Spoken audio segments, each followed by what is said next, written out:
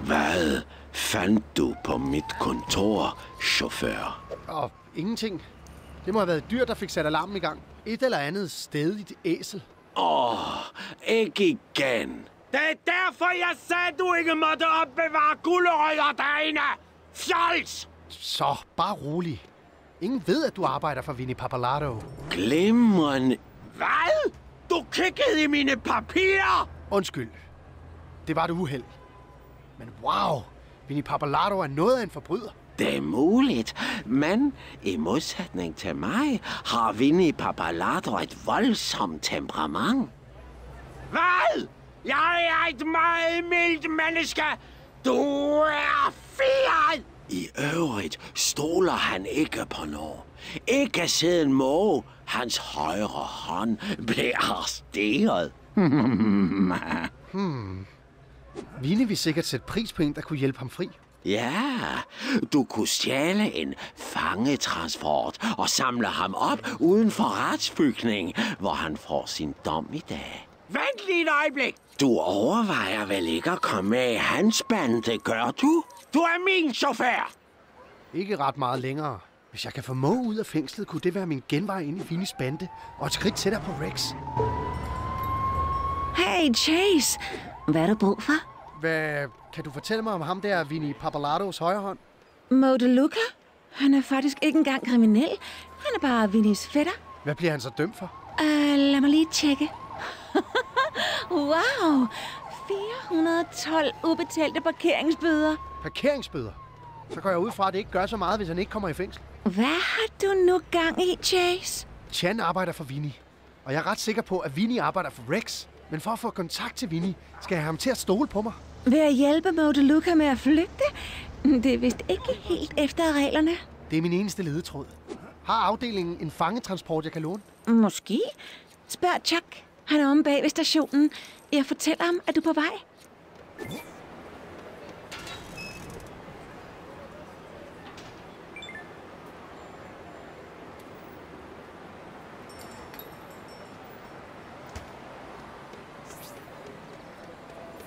Halløjsa, betjent McCain. Jeg har ventet på dig. Godt. Så har du en fangetransport, jeg kan bruge? Det har jeg. Men jeg kunne få en masse ballade for at låne den ud. Så er der måske noget, jeg kan... Perfekt. Du læste mine tanker. Tag den kasse og følg mig.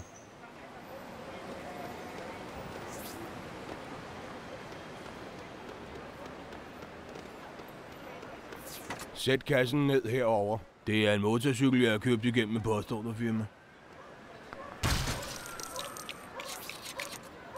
Mand, de har ikke sendt nogen hjul med. Tror du, at du kan finde et par ekstra hjul?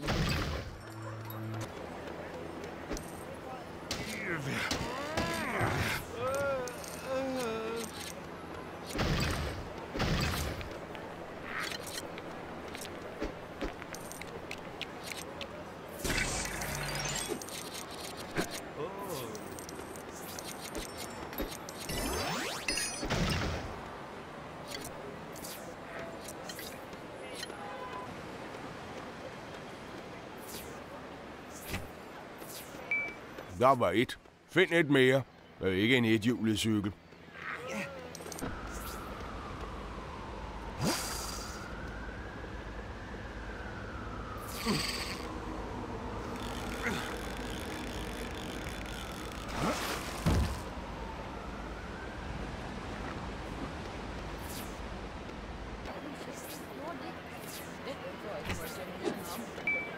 Det var 2.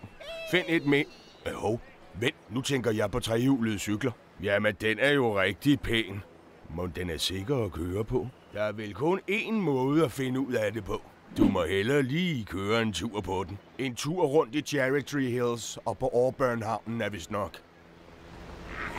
Hey, det var ret hurtigt. Og den er stadigvæk i et stykke. En aftale er en aftale. Og fangetransporten står derinde. I har ikke set det sidste til Mo DeLuca. Jeg kan klare den straf, mens jeg står på hovedet. Fra min tid i cirkus i B. Her er papirerne. Vi ser ikke Mo DeLuca på gaden før tidligst 8 år. Det være de parkeringsbøder. Endnu en opgave løst, og sidste dag efter 36 år i tjenesten er slut. Det blev endnu en fejlfri dag. Hey Pat, jeg skal hente Mo DeLuca.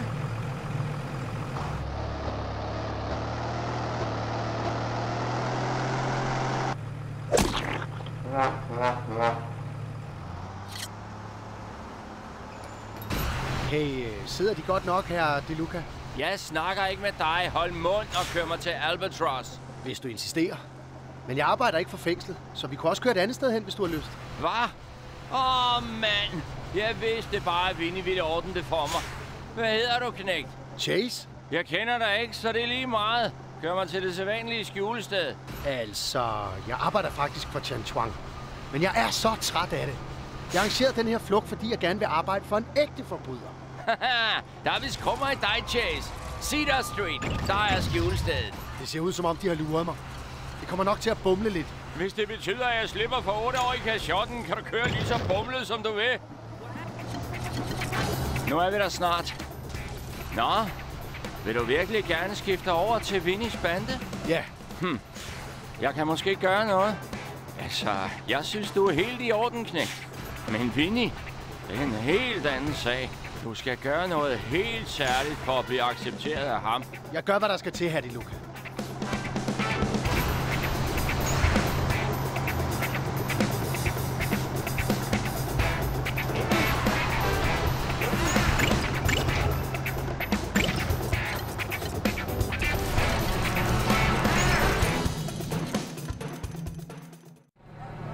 Kom om og luk mig ud.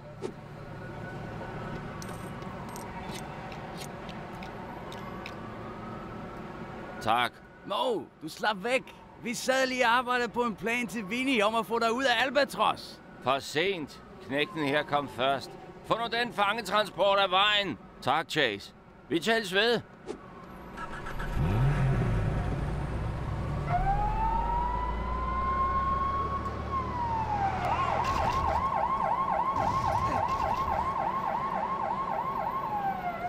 Hvordan kunne han?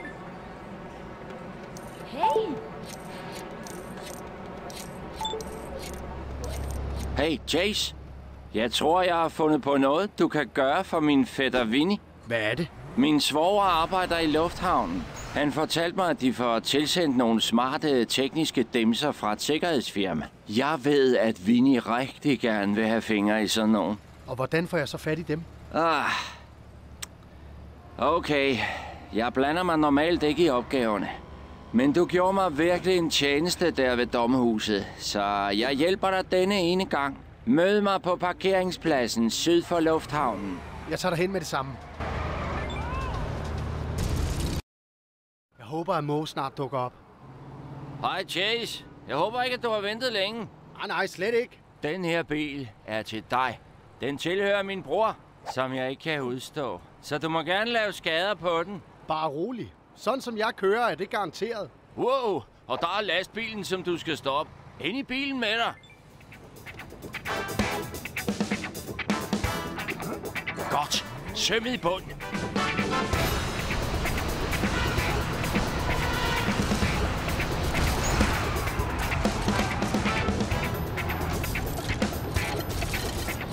Jeg smutter. Det vil en livstidskarriere, så mange tak. Godt kørt, Chase. Jeg tror, du vil blive til stor nytte for banden. Kør lastbilen hen til Vinnies restaurant. Han kender dig godt nok ikke, men tro mig. Med det læs bliver I perlevenner med det samme.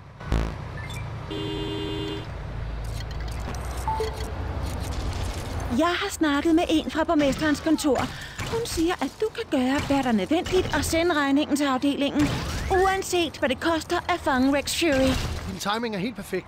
Jeg har lige snuppet en fragtvogn uden tilladelse. Det er helt i orden. Jeg har allerede startet en regning for dig, efter Frank fortalte mig om den bil, du snuppede for Chan. Har Frank virkelig fortalt dig det? Jeg er imponeret. Ja, han havde ellers tænkt sig at spørge julemanden, men han tjekkede med mig først. Jeg tror, at han er begyndt at lære noget af sine fejltagelser. Jeg er faktisk lidt stolt af ham. Jeg kontakter dig, hvis jeg skal stjæle noget andet, Ellie. Vinnie Pappalardo stod bag den største bande i Lego City. Og nu vil han mødes med mig. Hans iskiosk var et mødested for de lokale bønder. Der var Tony en gang. Han sagde altid kun tingene én gang. Hej så! Paul Blindebuk. Nej, jeg kan altså ikke se ham i dag. Heldige Pete. Godt at se dig!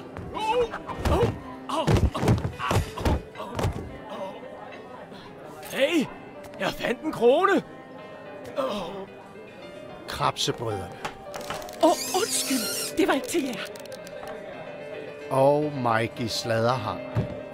Hør her. Hvis du slår en planet ned fra loftet i rumcenteret, så får du en hemmelig gevinst.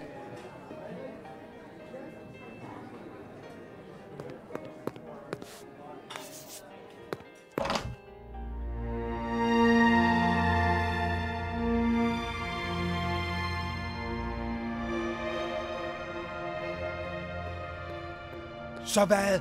Morer jeg dig? Tror du, jeg er her for at underholde dig? Synes du, jeg er sjov? Hvordan sjov? Undskyld, chef. Skrub ud herfra og få tømt et lastbil. Hey, du må være Chase. Dig har jeg hørt en masse godt om. Jeg har ikke glemt, hvad du gjorde for min fætter. Bare glem tøjet. Det er knægtens fødselsdag. Jeg vil bare ligesom overraske ham, ikke også? Jeg har glædet mig til at få fat i de der varer, du skaffede til mig i lang tid snart. De hedder farvepistoler, og de er særdeles nyttige for det knap så lovlydige borgerskab. Du ved, også her. Nå, jeg skal have en eller anden til at undersøge, om de virker ved at stjæle peberfrugtsmaragden fra Lego City Banken nede i downtown. Har du lyst til at teste dem for mig? Tja, jeg er jo kommet hertil. Nemlig. Og du skal nok nå at lære at bruge dem. Jeg læser instruktionerne igennem og ringer til dig. Held og lykke, Chase. Undskyld mig. Politiarbejde. Ellie, jeg har snart endnu en ting til regningen. Jeg skal til at bryde ind i en bankboks. Hvilken bank? Lego City Banken i downtown. Ingen problemer. Har du brug for hjælp med at komme ind? Ja, tak. Okay, godt. Der er en indgang til kloakken i parken over for banken. Wow, vent lidt. Kloakken? Kan jeg ikke bare gå ind ad fordøren? Det er en bankboks. Den eneste vej ind er via en udluftningsskakt oven på boksen. Og den eneste vej ind i den er gennem kloakken. Havde du forventet den røde løber? Nej, fint. Tak, Ellie.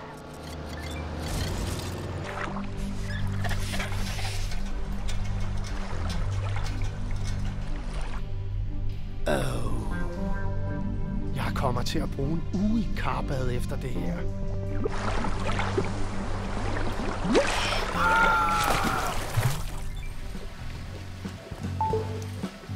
Hey Chase, er du i banken? Jeg er i en kloak. Wow, gik du lige forkert?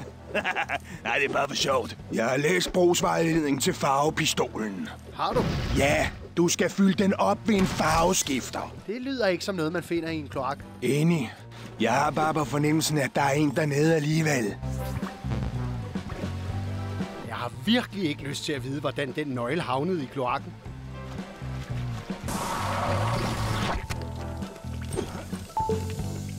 Der er noget grønt stas i pistolen nu. Fint. Hvis du ser et elektrisk panel, der gløder rødt, kan du skyde efter det med den for at tænde det. Nå, jeg så et panel derovre over en port. Jeg har altid gerne vil se den der peberfrugtsmaragd. De siger, at den er lige så stor som et hoved. Den tilhørte en eller anden royal dame, men hun solgte den, fordi hun fik rygsmerter af at bruge den som broche. Du hører fra mig. Chase, jeg har lige læst lidt mere. Kig efter en rød farveskifter. Okay, rød farveskifter. Denne her smaragd skulle efter sigende være helt perfekt. Ikke ligesom de der ubrugelige krystalklumper, de finder i Bluebell-mine. Altså, de her er også værdifulde, men denne her... Wow!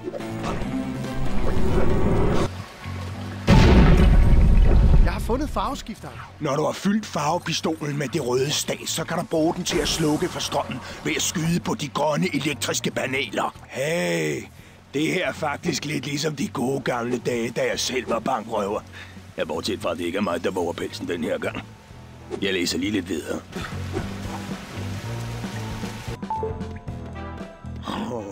Jeg kan næsten smage den store ædelsten. Jeg kommer til at tjene en formue på peberfrugtsmaragden. Kender du en, der kan sælge den for dig? Det er ikke nødvendigt. Det er bestillingsarbejde, og jeg arbejdede lidt for en privat køber, og han er vild efter at få fat i den. Så lad være med at klokke i det. Den sidste fyr, der klokkede i det. Mand, det var virkelig ikke kønt. Hvad skete der? Jeg kunne jo ikke have ham ansat længere, så nu sover han med fiskene. Hvad? Ja, han er nattevagt ved akvariet. Du hører fra mig senere.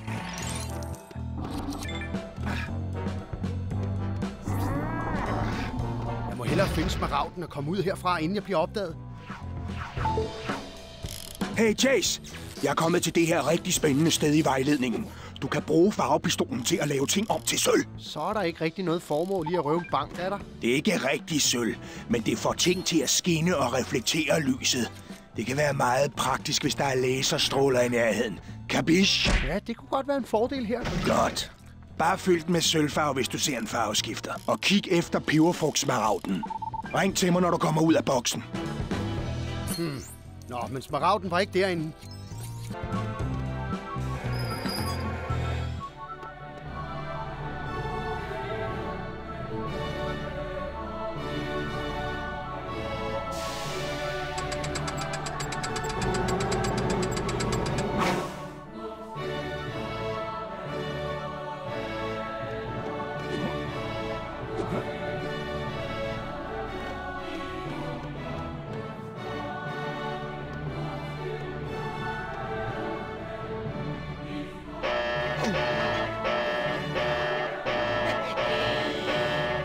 Se, det kalder jeg en juvel.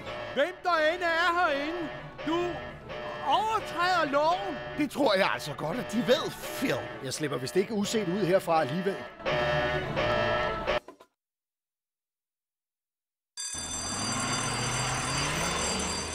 Hey, det var altså mig, der skulle røve den bank. Undskyld.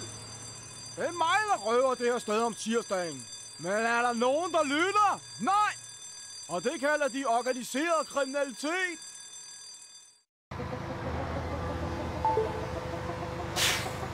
Jeg har smaragden. Hey, godt gået, Chasey-dreng. Jeg sender dig information om afleveringsstedet. Og hvis der dukker andre opgaver op, slår jeg på tråden. Tak, Willy.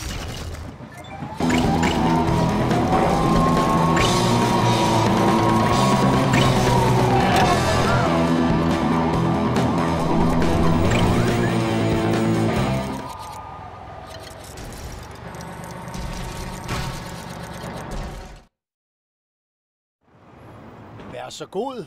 Et styks latterligt stort smaragd. Det var så lidt. Ikke dårligt af mit første bankrøveri at være. Jeg mener, mit eneste bankrøveri. Du må ikke lade den glamourøse livsstil forblænde dig, Chase.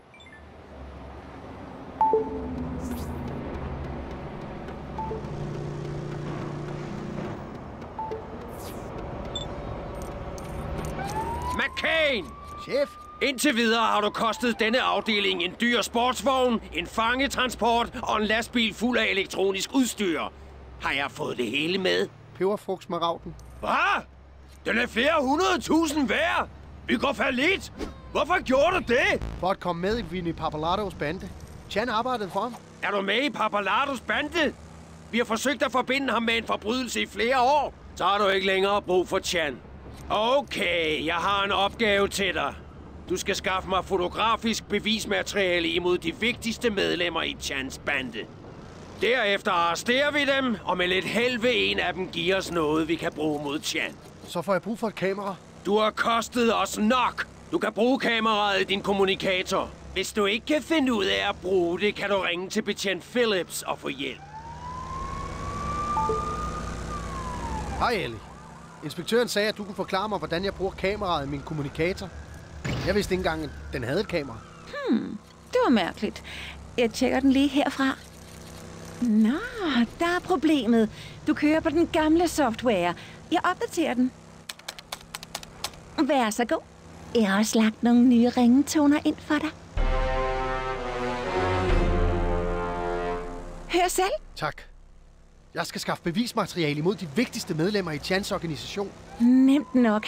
Du skal bare finde et godt sted, hvor du kan observere dem og følge instruktionerne på kameraet. Det er idiotsikret. Ellie, jeg fik kun billeder af mit ansigt i stedet for billeder af de mistænkte. Men ikke Frank-sikret.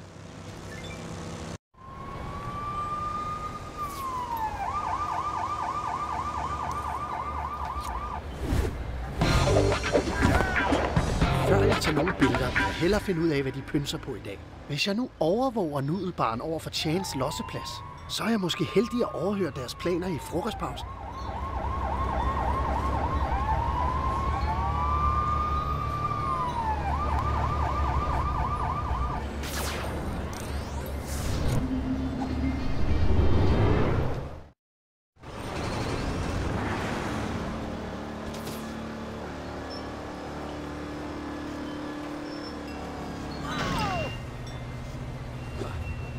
Ja, det ser ud til, at jeg havde ret.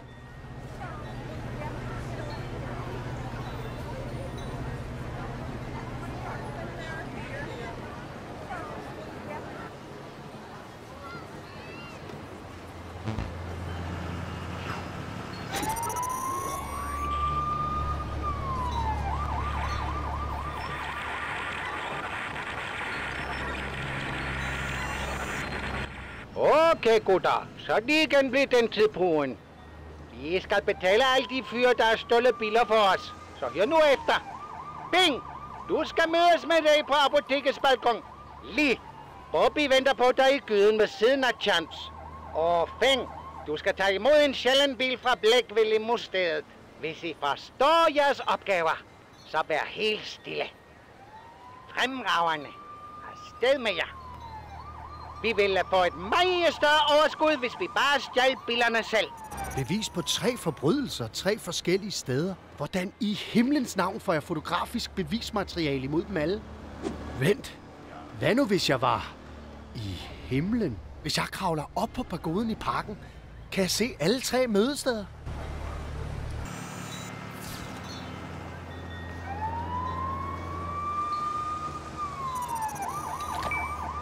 Det er helt sikkert den stjålne bil. Hey, du der! Stop det!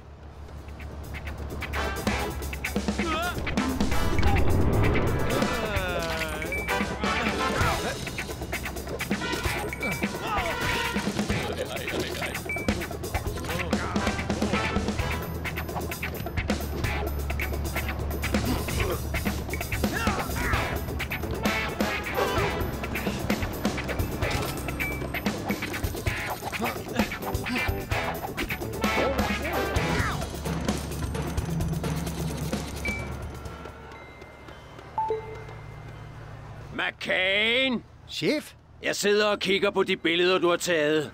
Jeg tror ikke, du kan tjene penge som bryllupsfotograf, men de kan lige akkurat bruges som bevismateriale. Det var næsten et kompliment. Jeg har fået nogle betjente i civil til at arrestere de andre bandemedlemmer, som du fotograferede. Så hvis Chan ringer til dig, ved du intet. Jeg vil ikke skræmme ham væk, før vi kan få et af hans bandemedlemmer til at vidne imod ham. Okay, chef.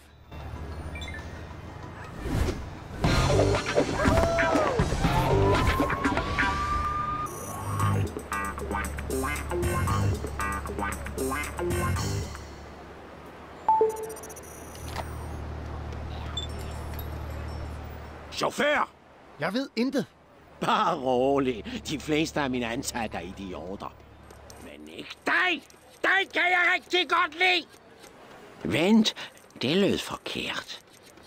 Kan jeg hjælpe dig her? Ja, jeg har en opgave til dig. Tag til kajen ved Crescent Park. No! Høflig som altid. Er du fremme? Ja. Den her opgave skulle have været Fangs, men jeg kan ikke finde ham. Eller Lee, eller Fu, eller Ping. Måske er de alle gået ud og drikke kaffe. Siger du, at min kaffe er dårlig? Nej! Der er noget galt, og de eneste mænd, jeg har tilbage, er dig og de her udskud! Så, da alle mine bedste mænd er forsvundet, må du udføre opgave for mig. Hvad er opgaven? Du får detaljerne senere. Ingen må vide noget om det. Tag bare min båd ved kajen og sejl til Apollo-øen. Nu!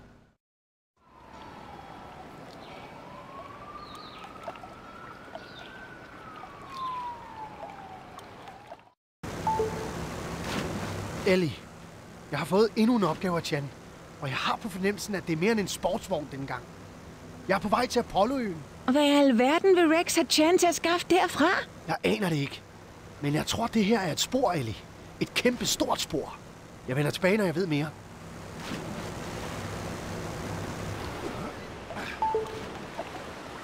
Er du kommet til Apollo-øen, chauffør? Ja, herre. Godt! Du skal stjæle en måneboogie. Hvad? Hvad troede du, jeg sendte dig til Apollo-ø efter? Isvafler? Det lyder ellers godt. Bryd ind i rumcentret og stjæl en måneboogie! Jeg må finde en forklædning, så jeg kan komme ind i rumcentret.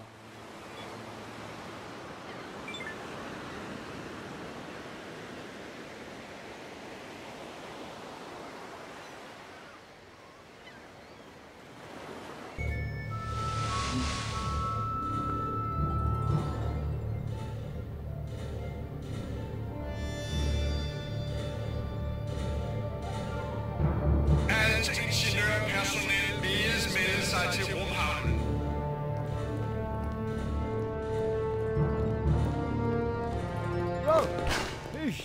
Det var et lille trin for et menneske. Perfekt. Mens de arbejder på rumfærgen, kan jeg nå hen til måneboogien, som er et eller andet sted der. Ej, midt i rumfærgen.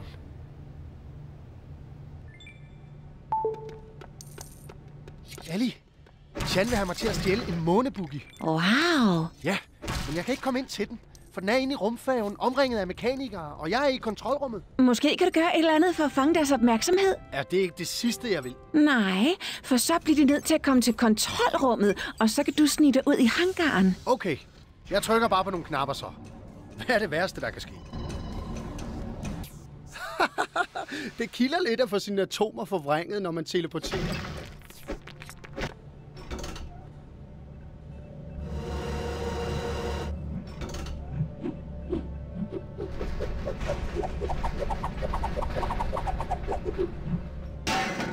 Ja, det burde tiltrække deres opmærksomhed. Jeg håber, at den skak der opfører til hangaren. Wow! Strømniveauerne er faldet helt i bund. Alt ingeniørpersonel bedes vende tilbage til... Kan vide, om mit kørekort også gælder til rumraketter.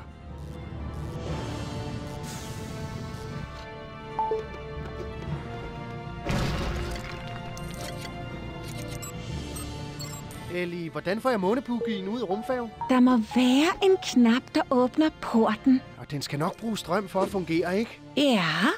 Hvorfor? Jeg afbrød ved strømmen derinde, og nu er kontrolrummet fyldt med mennesker. Nå ja, øjeblik. Det er okay.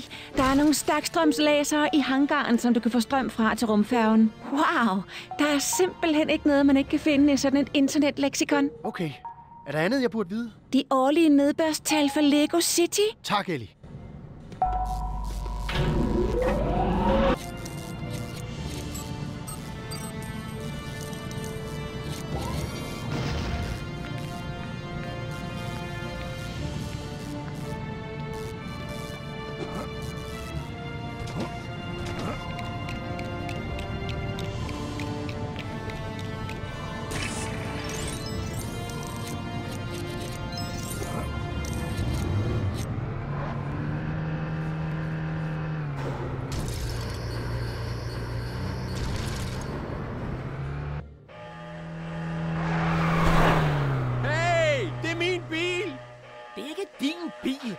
Du er så besidderisk.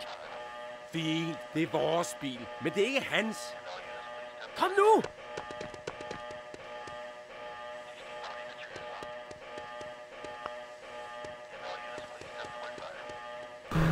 Så har Chans mænd bare stået klar i havn.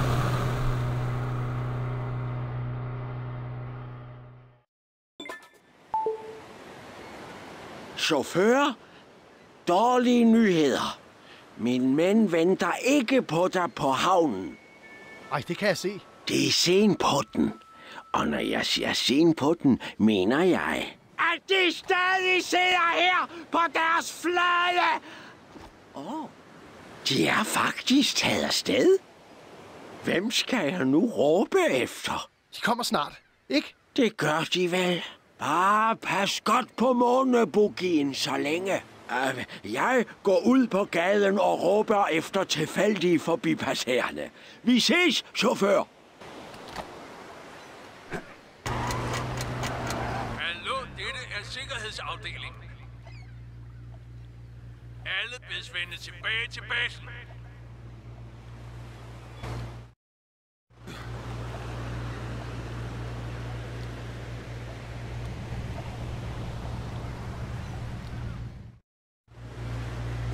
Det var også på tide, gutter.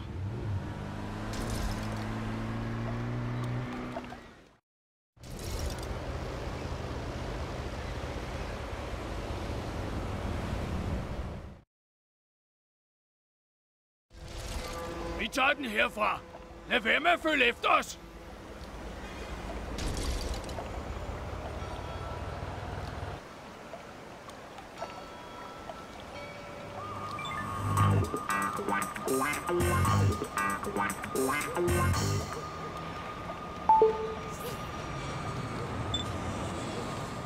McCain, er du i nærheden af downtown?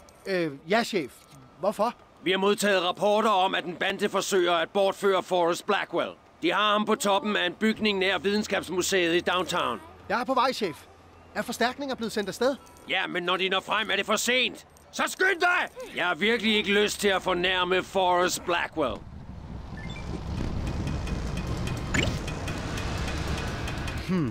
Jeg skal finde en blå farveskifter.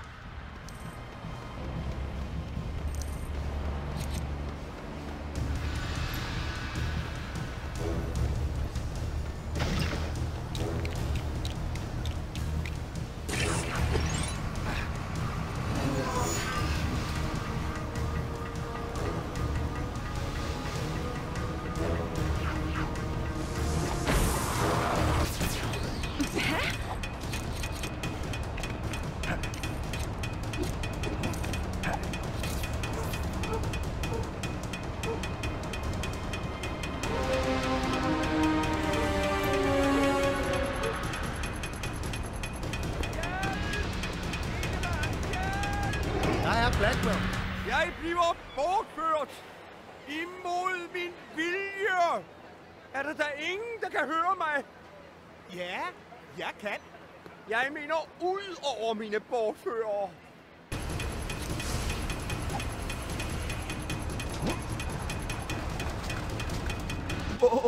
Så du lige for sejt, det var. Dave! Wow! Se, en markise. Hvis det her var en actionfilm, så ville en eller anden falde ned på den. Au! Det gør virkelig nas. Kunne min dag overhovedet blive værre?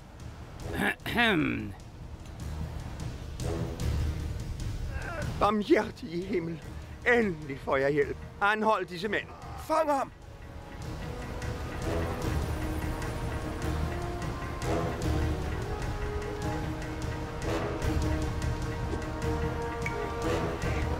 Sådan, ja. Giv ham, hvad han er godt af.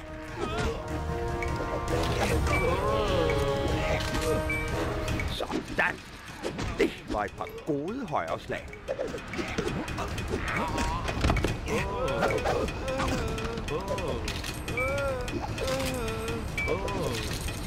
Den omgang glemmer han ikke lige foreløbig.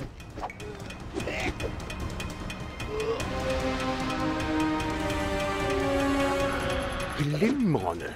De følger de gamle regler.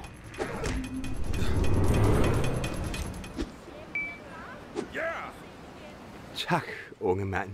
Jeg troede, min skæbne var besejlet. Ikke så længe jeg er på arbejde her. Der kommer måske flere, så vi må hellere se at komme afsted. Min bil burde være her i nærheden. Undskyld, vi kommer så sent, Chase. Det ser slet ikke ud til, at du havde brug for vores hjælp. Unge mand, jeg ville føle mig meget mere tryg på politistationen. Vil de køre mig derhen? Jeg er stadig temmelig rystet. Kør bare. Jeg ringer til inspektøren og fortæller, at du fik hr. Blackwell i sikkerhed. Vi bliver her og arresterer resten af banden. Tak. Jeg undskylder mange gange. Jeg har slet ikke spurgt dem, hvad de hedder. Jeg hedder Chase. Chase McCain. Vi har aldrig mødtes før. Chase McCain? Jamen, sikke dog en lille verden, vi lever i. Ved de, jeg snakkede lige for nylig med en bekendt om dem. Om hvor hårdt de arbejdede for at arrestere Rex Fury. Troede han ikke, at det var inspektør Dunby, der havde gjort det? Nej da. Nogen af os har et mere realistisk syn på de begivenheder, upåvirket af politik. Sikke en skam, at han slap ud igen. Hvem ved, hvilke djævelske ting han pønser på nu? Tja, hvem var de mænd egentlig? De var uden tvivl miljøaktivister. De brød sig ikke om mig. Hvorfor bryder de sig ikke om dem? Ved de ikke det? Det troede jeg, da alle gjorde. Det var blot en uheldig misforståelse, som jeg har lagt helt bag mig nu. Det vigtigste er, at de er i sikkerhed nu. Ja. Jeg må have en snak med mine sikkerhedsfolk. Så er vi her. Ja, Blackwell. Ha! Hvor er jeg glad for at se dem i sikkerhed. Jeg kunne knap nok sove. Mange tak, Chase. Sover de i arbejdstid? Altså, lad os gå indenfor. Mange tak. Farvel, Chase McCain. Jeg er sikker på, at vi mødes igen. Det rivede næsten. Natalia? Jeg har måske, jeg gentager måske, brug for din hjælp. Jeg kunne ikke finde min far i nogle af Chans andre kontorer. Og? Jeg besluttede mig for at prøve ved hans genbrugsplads, og nu er jeg lukket inde. Hvad? Jeg var desperat. Det er min far, Chase. Hvad hvis Chan fanger dig? Det sker ikke. Jeg er fuldstændig gemt. Hey, hvis fødder er det, der stikker ud bag ved mine gardiner? Hjælp! Natalia! Natalia! Ellie, jeg har brug for en tjeneste, og inspektøren må ikke vide noget. Bare sig, hvad det er. Natalia er i vanskeligheder ved Chans genbrugsplads, og jeg får brug for hjælp til at få hende ud. Natalia Kowalski? Hvad har du gang i? Det er en lang historie. Kan du hjælpe mig? Selvfølgelig. Jeg kender et par betjente, der ikke har noget imod at gå bag med ryggen på inspektøren. Jeg beder dem om at møde dig uden for genbrugspladsen. Og jeg får dem til at tage en forklædning med til dig. Det går ikke, at Chan genkender dig. Tak, Ellie. Du aner ikke, hvor meget det betyder for mig. Hvor er forstærkningerne? De skulle altså være her nu.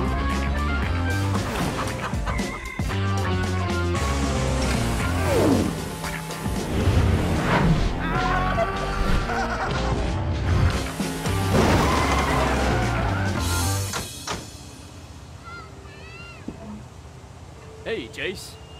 Okay. Stolsky og Clutch er ankommet. Hvor er damen i nød?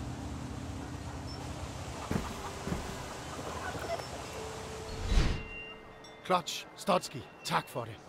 Natalia er på Chans genbrugsplads. Inspektøren har arresteret nogen fra hans bande, men han har masser af folk derinde. Har I en forklædning til mig? Det kan du tro. Det er perfekt, Stotsky. Seriøst? Vi har lånt det med en gammel ven. Han har 0 situationsfornemmelse. Lad os så få reddet hende, pigen. Kom så!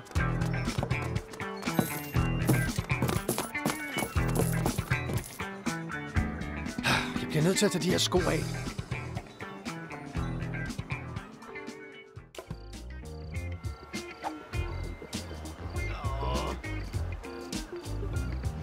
Hey, jeg kender de 2 fyre. De strømmer. Du der, advar chefen. Nå, så kan vi vist godt udelukke snigemetoden. Er du klar, Stotsky? Jeg er født klar. Klar til hvad? Jeg skal finde Natalia så hurtigt som muligt. Jeg tør ikke tænke på, hvad Chan gør ved hende for at få oplysninger. Måske giver han en is.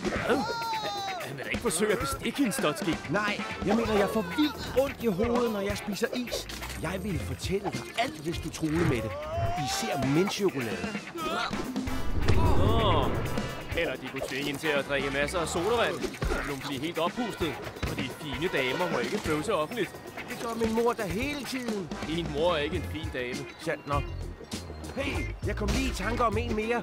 Okay, det der hjælper faktisk ikke. Jeg skal have åbnet den port. Chase, få mig ned herfra! Okay, bare hæng på! Undskyld, dårlig ordvalg. Du er nede lige om lidt. Det var på tide. Undskyld, jeg mener tak.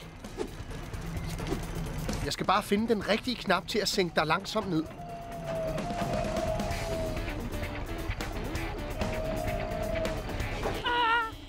Ja, det var den forkerte knap.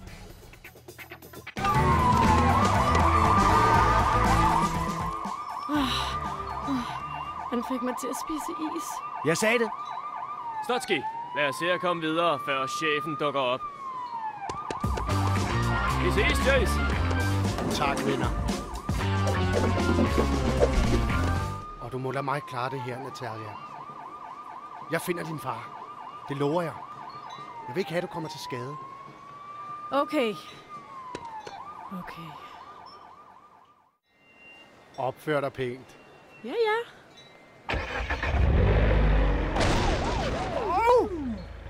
Altså fra nu af.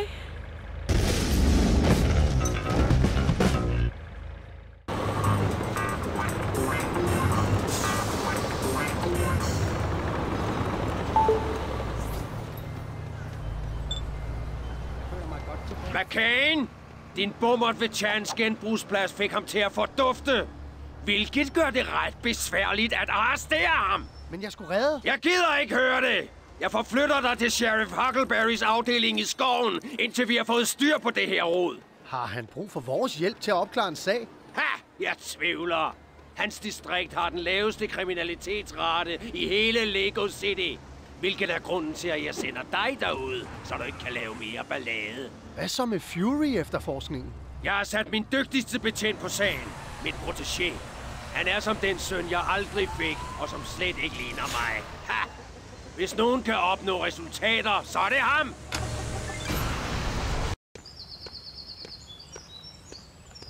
Chase! Hej! Hej, Frank. Hvad har du så gjort for at blive sendt herud? Er du sikker på, at du ved, hvad du laver, honey? Ja da! Honey! Ikke noget? Lige præcis, Sheriff. Jeg har dig på foran. Huckleberry er i klippe. Frank, jeg tager fordøren. Du går om bagved. Han er fra din.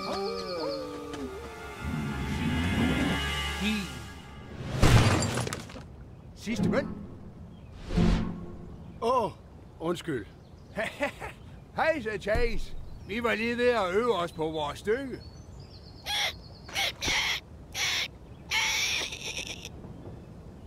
Okay. Man bliver nødt til at have en hobby her omkring. Her sker der nemlig aldrig noget spændende.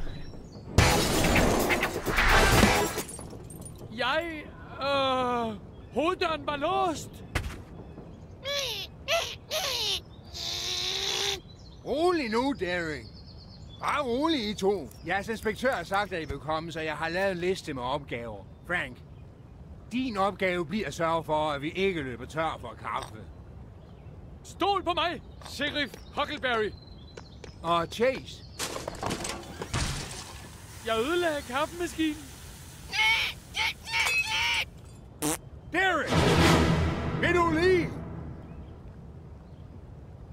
Godt så.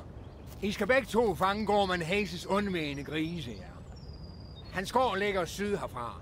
Jeg kunne godt selv, men det er premiereaften i aften, og jeg kan ikke mine replikker endnu. Den klarer vi. Kom nu, Chase. Vi skal ud og se de nuttede dyr. Det er ikke en børnesug, Frank. Okay.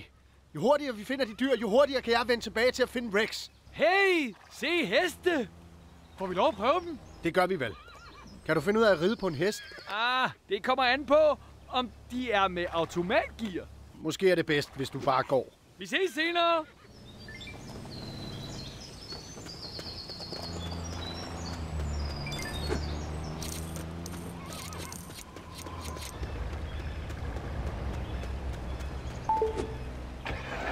Yes. Min hest sidder fast i bakgear, og den har ikke noget hoved. Og den har en virkelig mærkelig bagdel. Du vender forkert, Frank. Nå! Det forklarer, hvorfor han ikke brød sig om det, da jeg gav ham et æble. Tak, Chase. Vi ses ude på gården.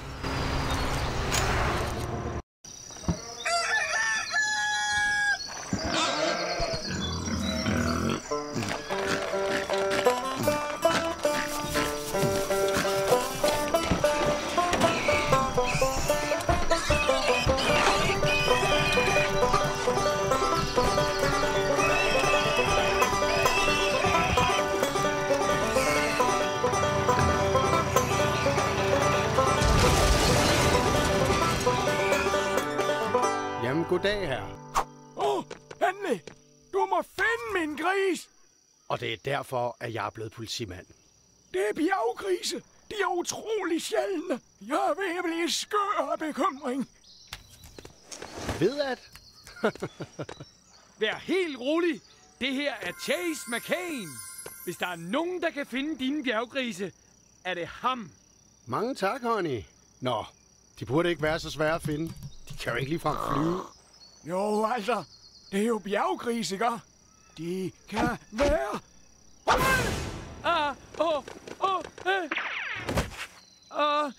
Jeg må hellere blive her, hvis de kommer tilbage. Fint. Jeg burde lede efter Rex Fury. Du skal jo ligne en landmand, ellers stikker de af. Jeg har et par ekstra overholds og en hat, du kan låne. Tak. Skønt. Jeg bruger den kun, når jeg må ude hos en gris.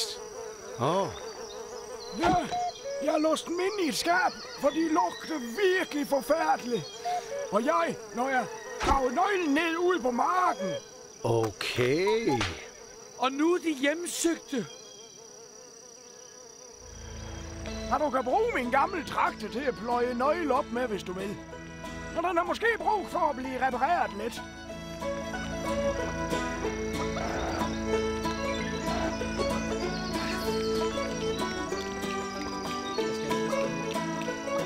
Det ser ud til, at den mangler olie. Men jeg kan ikke huske, hvor jeg stillede oliedunk. Jeg må lige tænke tilbage på, hvor jeg har været, for at jeg kan finde olien.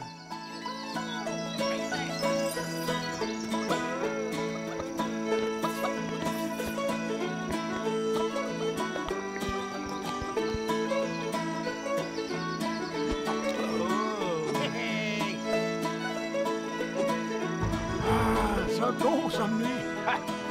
Nøglen må være i den mark på den anden side af sporet.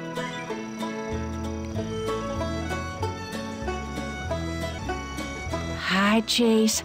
Jeg hørte, at du er blevet sendt ud til min onkel Duke. Hvordan går det? Så i stedet for at lede efter Rex Fury, leder jeg efter en nøgle til nogle overalls, der lugter så grimt, at de er låst ind i et skab. Og dem skal jeg bruge, så jeg kan fange nogle grise. Okay, men du kan vel sagtens bruge din lydscanner til at finde grisene? Så er alt jo okay. Jeg ringer til dig senere. Tak for påmindelsen, Ellie. Det lugter da ikke så slemt. Vent. Nej, der var den. Nå, men jeg må vel hellere finde de grise. Nej, hvad er med det?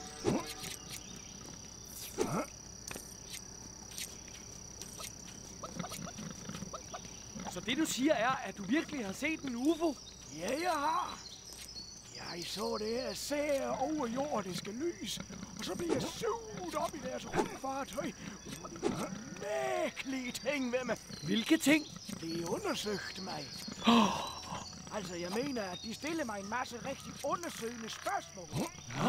Og så stak de en maskine. La, kan ikke høre dig. La, kan stadig ikke høre dig. Lytter ikke. La. Er du holdt op med at snakke?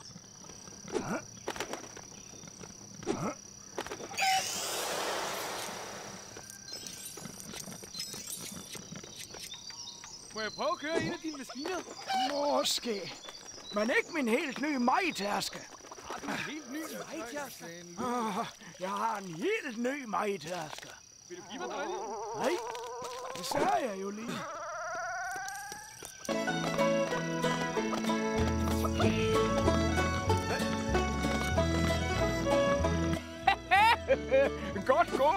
Ja, Filben, han laver altid ballade, gør du ikke?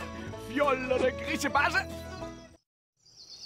Og hvis du leder efter ham Frank-gutten, så er han gået op til slottet. Han sagde, at han hørte en svag grønten. Ja, det er underligt. Hejsa! Jeg hørte en grønten, der kom fra et sted højt oppe. Så enten var en af grisene kravlet op på slottet, eller også bor her nogen med sådan et mærkeligt grin.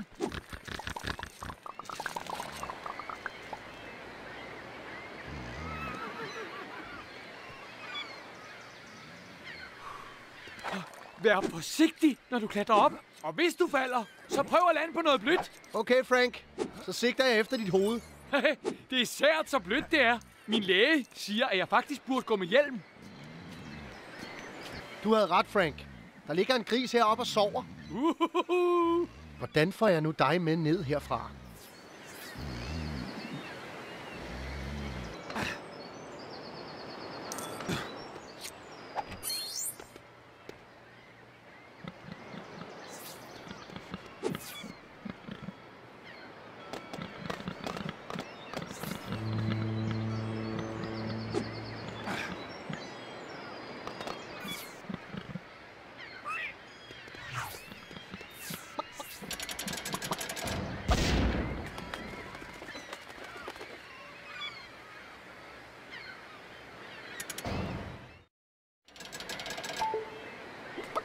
Hvordan gjorde du det? Jeg skød ham ud af en kanon. Ha!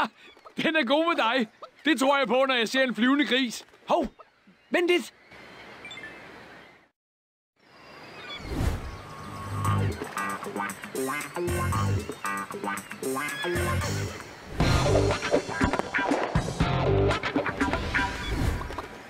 Hejsa, Chasey. Vil du have en opgave? Ja da. Bare jeg ikke skal ride på dyr. Så er dårligt nyt, for det kan man godt sige, at du skal. Er det rigtigt? Hvad er det for en opgave? En, jeg kender, vil godt have fingre i den der kæmpe store Tyrannosaurus Rex-robot fra museet. En Tyrannosaurus Rex? Hvem vil ønske sig det? Det er min private køber. Men tro mig, ham har du ikke lyst til at møde. Han er efterhånden blevet en rigtig... Ej, sådan skal jeg ikke tale om ham. Bare ring til mig, når du har fået den ud af museet. Det skal jeg nok, Vinnie.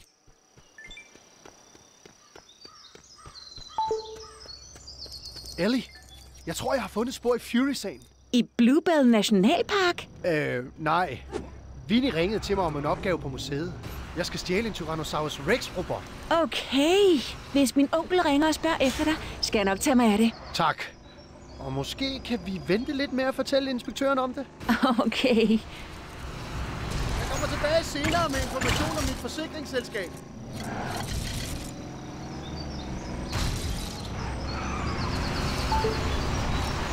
Landmand Hayes? Perfekt. Og du har vel ikke set nogen af mine grise, har du? Mener du dem, jeg lige har gennet sammen? Ja. Jeg vendte ryggen til dem, og så stak de af igen. De er sikkert spredt rundt i Lego City nu. Hvis du kunne se lidt efter dem, så gør jeg dig en tjeneste en anden gang. Ej, du behøver ikke skynde dig eller noget. Det skal jeg nok have, Hayes. Dejligt. Og hvis du finder nogen, så put dem i den nærmeste grisekanon. Så bliver de skudt tilbage hertil. Okay.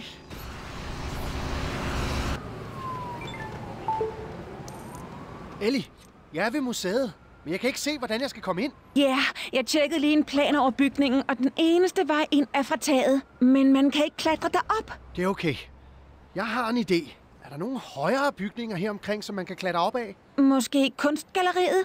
Hvorfor? Jeg har fået fat i en høne, der kan flyve mig fra kunstgalleriets tag til museets tag. Wow, det var ikke en sætning, jeg havde regnet med at høre i dag. Held og lykke, Chase.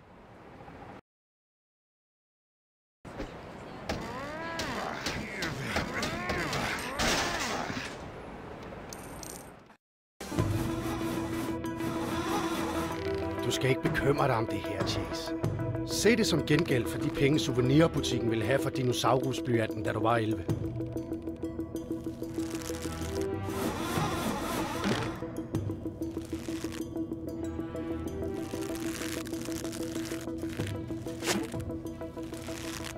Retning. 3 bogstaver. Ned? Nej, på tværs.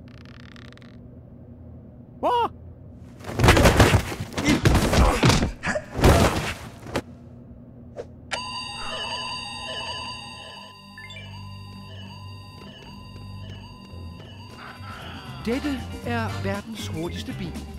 Da den blev fløjet fra fabrikken, faldt den ud af flyet og opnåede en sluthastighed på 800 km i timen.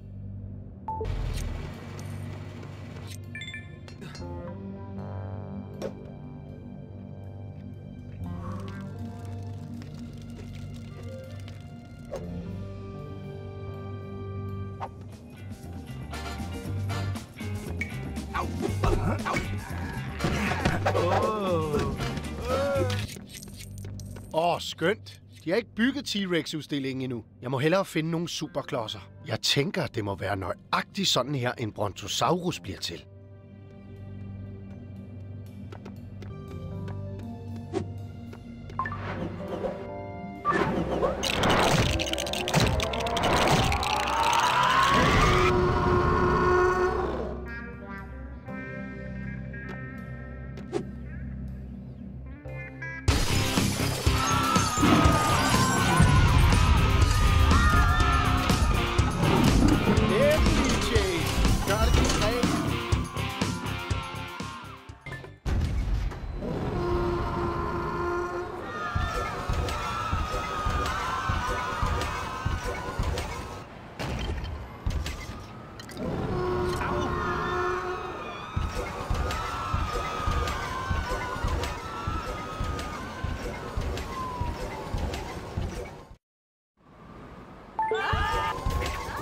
Jeg har fået T-Rex'en ud af museet.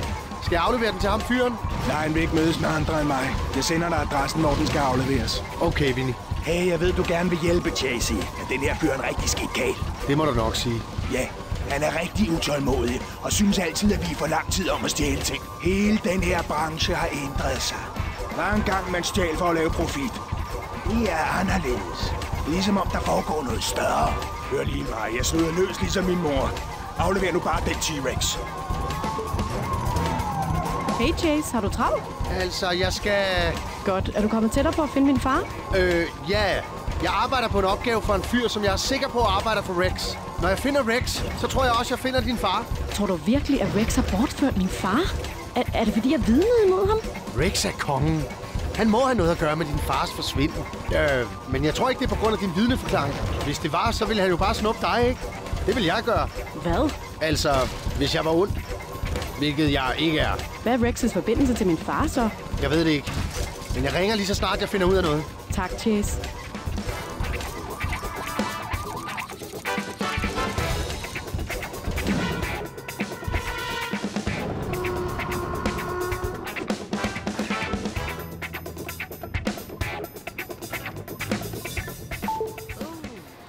T-Rex'en er afleveret, Vinny.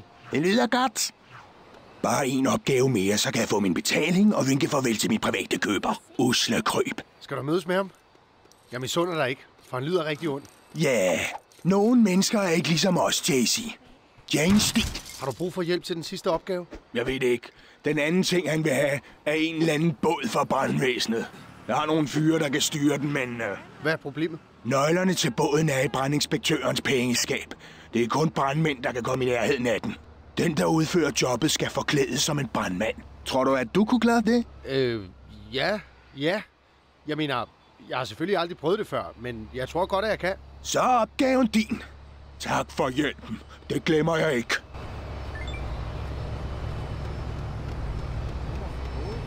Politiarbejde.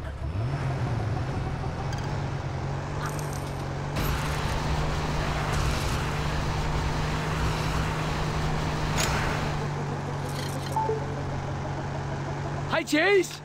Jeg har store nyheder. Hej så Frank. Hvad er der? Jeg er blevet for fremad. Hvad? Vent. Af hvem? Sheriff Huckleberry. Han har gjort mig til chef for trærelateret kriminalitet. Aha. Bliver der stjålet mange træer? Nej, ikke siden jeg har taget over. Hvad laver du så? Det er sædvanligt. Rigtig politiarbejde. Jeg skal på en hemmelig mission som brandmand for Vinny. Er du ikke allerede på en hemmelig mission? Så nu er du på en hemmelig mission. Wow! Jeg skal stjæle en af brandvæsenets både for Vinny. Nå! Og når jeg har afleveret den til Vinny, så skal han mødes med Rex. Og jeg følger efter ham. Okay, Chase. Bare du ikke stjæler nogle træer. Nej, Frank. Vi snakkes ved. Ja, ej. Over and out.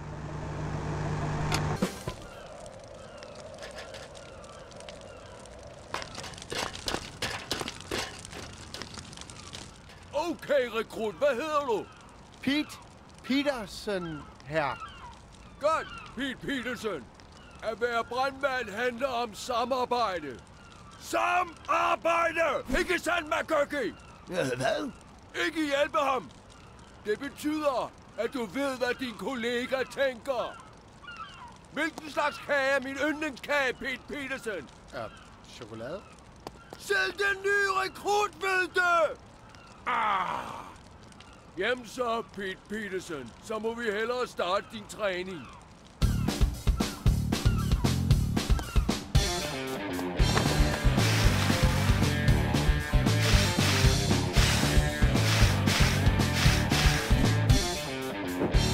Hvad laver du dog, mand? Jeg har ikke givet dig nogen instrukser endnu. Undskyld. Jeg blev reddet lidt med. Brandslukker er ikke legetøj. Det er ikke til at lege med. Følg med den vej. Det her er officer Lopez Delgado. Hola! Han står for din basistræning. Jeg må skrive en tale om vigtigheden af at købe en fødselsdagskage med den rigtige smag. Okay, er det Pete, du hedder? Hvor er det skønt! Først må vi hellere få dig til at ligne en brandmand. Ikke? Der er en helt ny uniform i den midterste garage. Hvis du kan få døren åbnet. Det ser ud som om, at nogen har glemt at male den garagedør færdig. En eller anden burde virkelig male den garagedør færdig.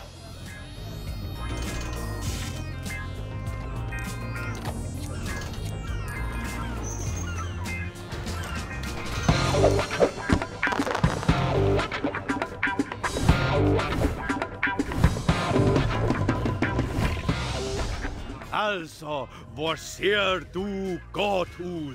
Okay, vi begynder stille og roligt. Nej, se! Et rasende flammehelvede er brudt ud. Det var flot. Godt gået. Dig får vi glæde af, for der har været usædvanligt mange ildebrande på det seneste. Selvom de fleste ildebrande, vi har haft for nylig, har været afbrændinger. Godt gået. Vent lige lidt. Den dør er låst. Og en uskyldig ventil er fanget bag den. Og se her. Kanøks, tror du måske på en måde kunne bruge den her økse til at komme igennem den dør? Bare rolig. Du får ikke ballade. Her er Pity. Hvor er du stor og fin. Hey, du milde himmel. Se. En af dine fremtidige kammerater har ved en fejl sat alt for meget tryk på slangen. Men hvem kan hjælpe ham? Hvem har mon en slags ventil? Ja, kan du se, hvor jeg vil hen med det? En slags ventil til at sænke trykket.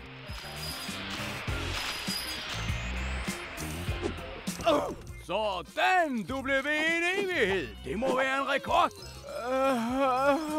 Bueno! Det fik du hurtigt klaret, hva'? Lad os gå videre til det næste område, ikke? Hvilke overraskelser venter der os mon der?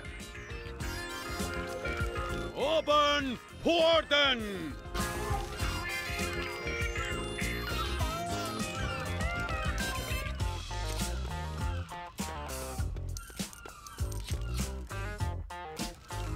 Nej!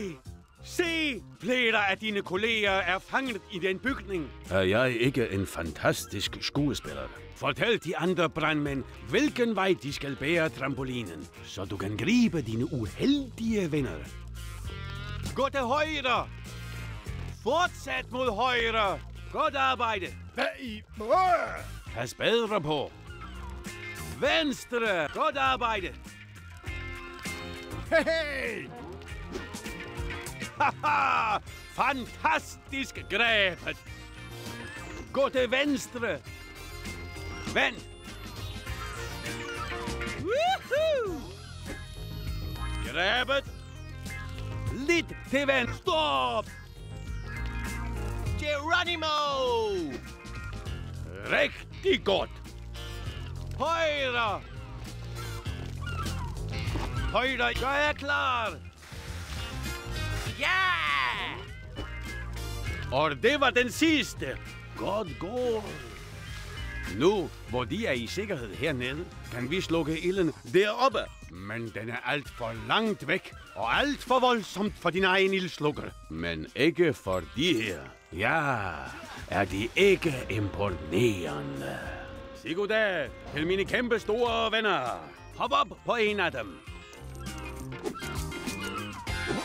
Glimrende. Vandkanonen kan sprøjte meget højere end din brandslukker. Så er du halvvejs. Du er da bare brandgod.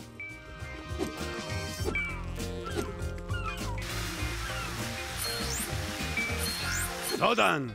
Det var da ikke så slemt, var det?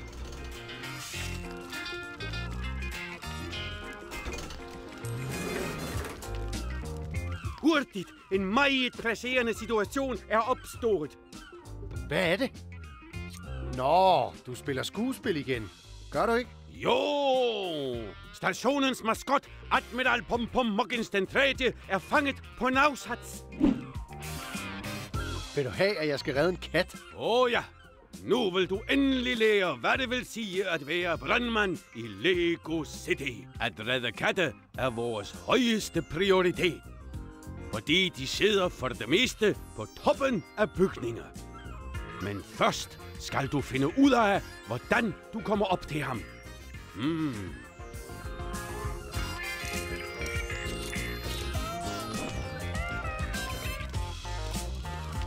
Byg en sti.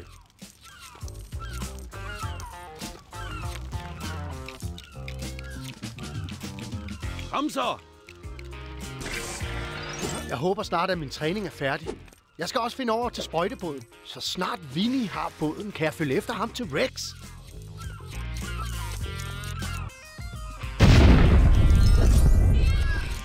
Admiral Pom-Pom tog over efter vores tidligere maskot, Kommandør Klør. Og tro mig, Kommandør Klør gjorde sig fortjent til sit navn. Han var rigtigt skrap til at forhandle.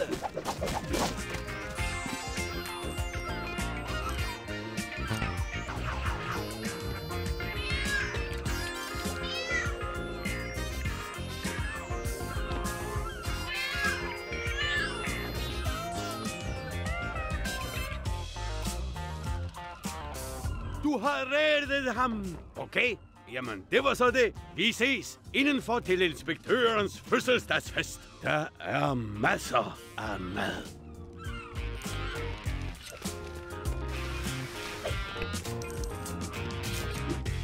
Wow, de har virkelig gjort det godt. Hvis vi gjorde det samme, når Dunby har fødselsdag, så var han måske ikke sådan en gnavpot.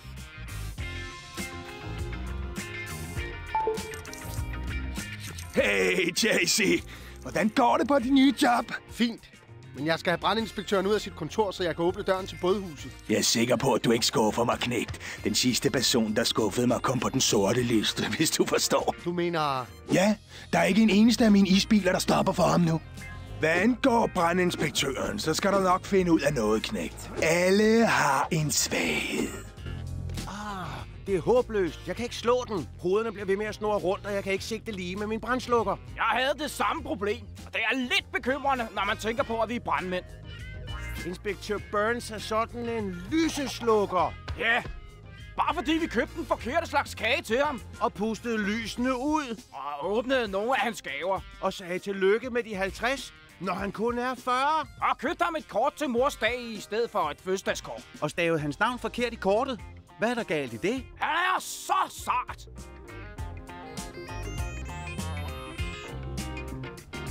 Du skal sigte efter munden. Men kun når de vender imod dig.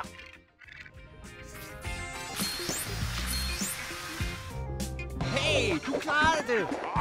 Godt gået, makker. Det er virkelig flot klaret. Hvad foregår der derude? I har bare ikke at have det sjovt på min fødselsdag. I kan lige våge på at smile dernede. Man skulle ikke tro, at det krævede så meget papirarbejde at være brandmand. Ikke mig. Der er 100 forskellige formularer, der skal udfyldes, bare man redder en kat. Ja. Nu du siger det, har du en 37B? Ja, det er den til korthårede stribede katte i egetræer. Vi er desværre løbet tør. Jeg har en for langhåret perserkatte med grønne øjne og et modbydeligt temperament oven på et lyssignal. Kan du bruge den?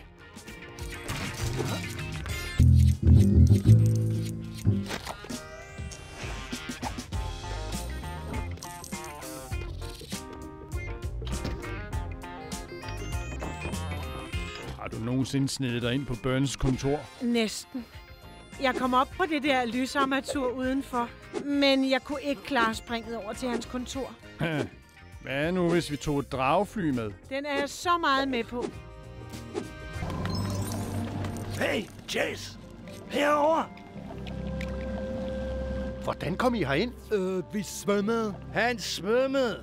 Jeg brugte bagdøren, for jeg er ikke et fæ. Mand. Jeg har lige været igennem basistræning for at komme herind. Og det var godt, du gjorde det.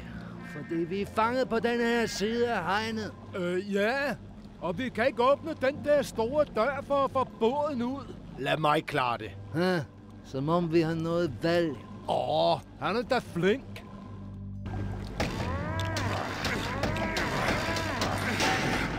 Chefen sagde, at du skulle bruge vandkanonen.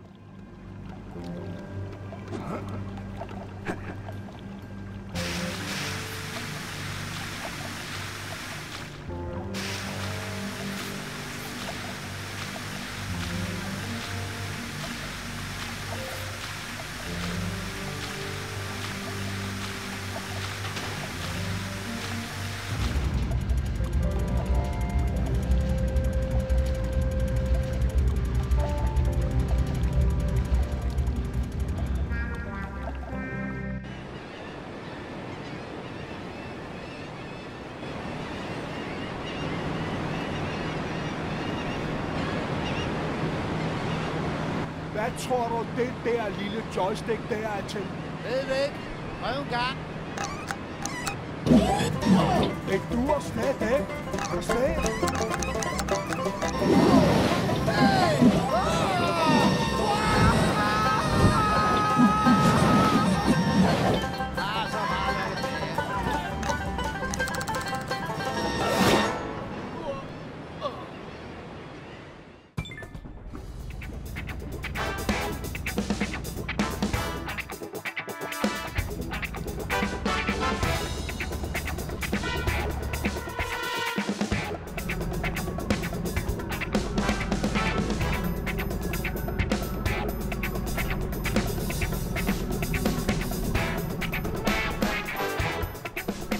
Hey, genialt, Chase.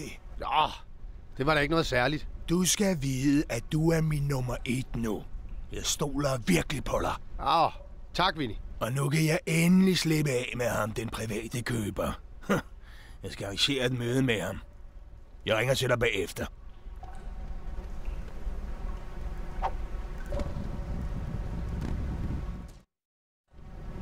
Og så skal jeg bare følge efter dig til Rex Fury. Det kan ikke gå galt. Jeg stolede på, at du ville finde min far, Chase. Stoler du ikke på mig? Hvad? Ja, jeg er lige... Hør her, jeg ved, at du har sat nogle strømmer til at holde øje med mig. Gør du? Jeg mener, hvad? Det har jeg ikke arrangeret. Jeg bliver virkelig nødt til at smutte, Natalia. Lyv ikke for mig, Chase. Jeg er på hospitalet, og jeg kan se, at de kigger på mig fra den anden side af vejen. Hvordan ser de ud? Altså, de er meget pænt klædt af et par strømmer at være. De er i sort jakkesæt, de står ved en sort varevogn og en limousine. De er slet ikke strømmer, vel? Det tror jeg ikke. Og nu går de over mod hospitalet. Chase? Ja? Hjælp! Natalia? Natalia! Seriøst? Nu igen?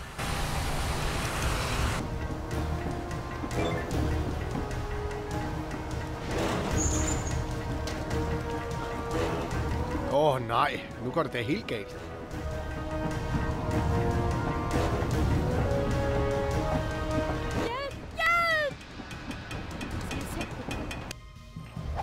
Hold nu op med det pjat og red mig, Chase! Jeg prøver. Det tør siges. Jeg kan ikke klatre derop. Men jeg kan klatre derop.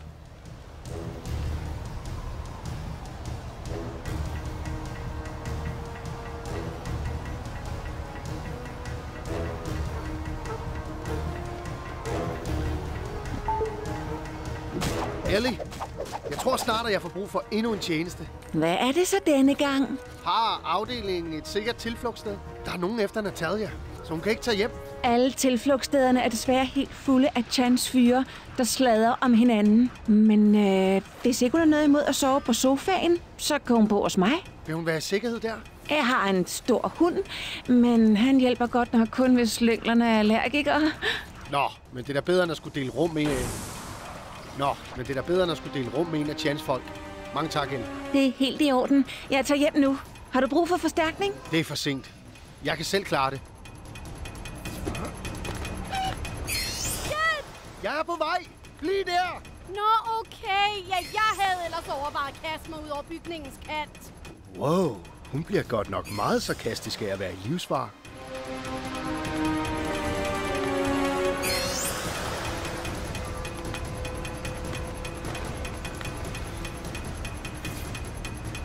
Hey, okay. Jeg håber, at den her høne kan bære os begge to. Siger du, jeg vejer for meget? Ja, jeg vælger nøjagtigt dette øjeblik til at diskutere din vægt. Hvor er hospitalets helikopter? Den ene dag, den ikke er her. Selvfølgelig. En helikopter. Selvfølgelig er helikopteren har altid til at summe rundt om bygningen, når jeg har papirer, der kan blæse væk. Men lige så snart jeg bliver forfulgt af mystiske mænd, så er den pist væk.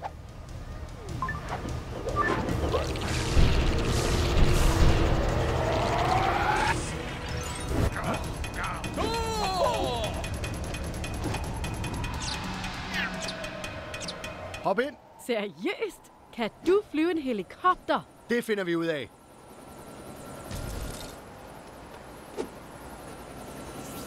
Hvem var de mænd? Det aner jeg ikke. De lignede hverken Chans eller Vinnie Papalatos fyre. Og de lignede faktisk heller ikke Rex's bøller. De har kun jakkesæt på, når de skal i retten. Er det dem, der tog min far, Chase? Det er muligt. Men jeg troede, at Rex stod bag det. Hvad laver din far? Han er professor. Han arbejdede på Apollo-øen i mange år, men de sidste par måneder, der har han arbejdet på en privat forskningskontrakt. Nå. Jeg kender ikke til detaljerne, og han låste altid sit kontor på grund af de ædelsten, han arbejdede med. Hvad foregår der, Chase? Jeg er ikke 100% sikker. Chan og Vinnie arbejdede for Rex. De her andre fyre. Måske arbejder Rex for dem. Jeg finder ud af det. Men først afleverer jeg dig hos en ven. Hun hedder Ellie. Der er du i sikkerhed. Tak, Chase. Sagde du lige noget pænt til mig? Pas nu på. Fint. Jeg har også kun reddet dit liv.